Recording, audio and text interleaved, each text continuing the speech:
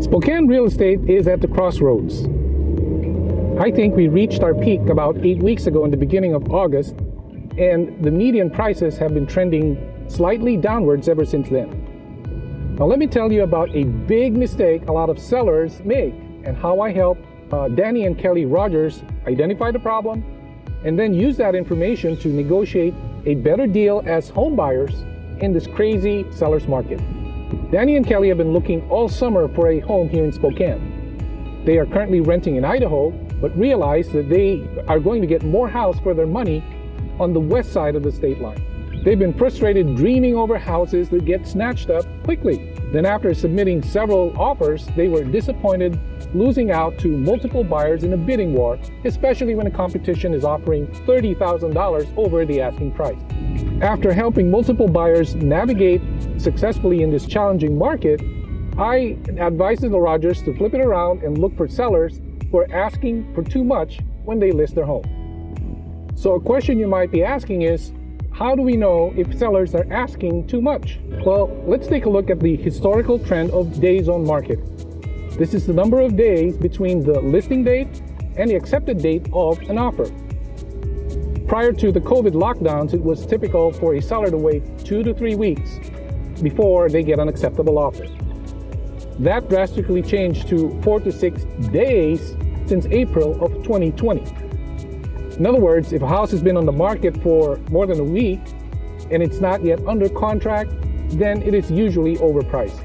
Of course, there are exceptions, but this is what I asked Danny and Kelly to modify in their search criteria.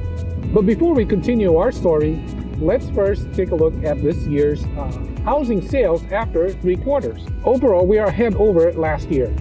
Year to date, 7,052 houses were sold through the end of September, compared to 6,791 at the same time period in 2020. Notice, however, that for the past 3 months, the monthly sales have been below the previous year's closings. The entire third quarter is down. If this trend continues, 2021 is going to be lower than 2020. Housing inventory has been steadily increasing, and home prices are starting to stabilize as we approach the winter months. Historically, the slowest months in Spokane have been January and February, depending on how much snow we get. So now, put yourself in the shoes of a seller. Your house was first listed in June, and it's been sitting on the market for 92 days. You'd be very concerned, wouldn't you? Kelly found this house in the Spokane Valley, based on the advice that I gave her. In this particular case, the property was first listed at $435,000, and it had gone through 4 price adjustments. First down to $400, then $370, then $360, until it finally showed up on the Rogers price radar range at the $350,000 price point. You see, if the price is too high, the online searches won't show the seller's house to the right buyers, and these are the people who not only want the house, but they can actually afford it. Overpricing the house makes it invisible to the ideal buyers. So my next step was to do my homework, as I diligently do for all my clients. After talking to the listing agent, I found out that there were other extenuating circumstances. There were mistakes done in the staging and prepping the home, and in addition, without a pre-inspection, I recognized this as a weak spot to exploit during negotiations. In addition, my market analysis estimated that the property values at $370,000. So this was the perfect opportunity for Danny and Kelly.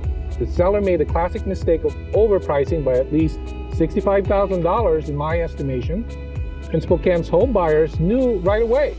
So no one made an offer, and it sat on the market for 3 months. It became a stale listing. A listing becomes stale when buyers stop looking at the property. They look at days on market, and when they see 15 days, 30 days, let alone 90 days, their first reaction is, well, what's wrong with the house? In other words, buyers get turned off, so they don't even bother looking. They skip these types of properties and instead focus on the new listings. The Rogers came over quickly to see the house in person, but they initially thought that it had some layout issues, though they were pleased that it was in a very good school district. Nevertheless, Danny made a mental note of the property that he nicknamed it as the greenhouse. A few days later, a new listing came up and Danny asked for a showing. This time, the entire family with their teenage kids came along. To make a long story short, they didn't like this new listing. However, since the greenhouse was nearby, we had an impromptu second showing. And sure enough, it was love at first sight for the kids. This was more than enough to overcome the layout shortcomings. The following day, Danny confirmed his family's financial budget, and so we strategized on the seller's situation. We ended up writing an offer at $25,000 less than the asking price, but with very solid terms that we thought would be very attractive to the seller. When Danny and I first met several weeks earlier, I actually encouraged him to work with a local lender who can be more nimble and responsive for a quick close. Most sellers want to close sooner rather than later. Actually, it took him several rejected offers before Danny turned around. I can understand his apprehension because he already had a long-standing relationship with his bank. He didn't want to start from scratch, resubmitting his financial paperwork all over again to a new loan officer. However, the fact is that lending officers that specialize in home mortgages are more reliable in cutting through the bureaucratic red tape. They are generally easier to work with, available after business hours, and are able to close sooner compared to the huge banking institutions. His big bank lender cannot close any time before 40 days. In comparison, any of the 3 local lenders that we recommend can do it in 30 days or less. For this particular seller, 10 days is a huge peace of mind factor since it's been listed for more than 3 months. So after ironing out all the financial details, I submitted our offer by 12 noon.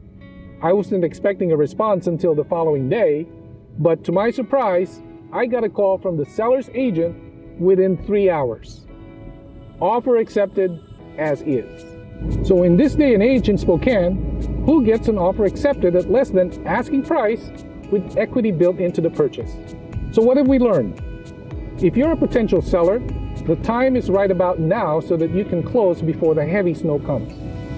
Spokane home prices have reached their peak, at least for this year. Staging and pre-inspection mistakes were made in this case study, but if there's one mistake to avoid, don't overprice your listing. You want to attract the right buyers before it becomes a stale listing.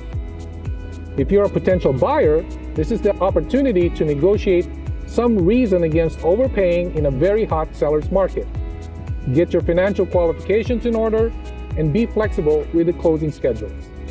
That will give you the edge to get better prices.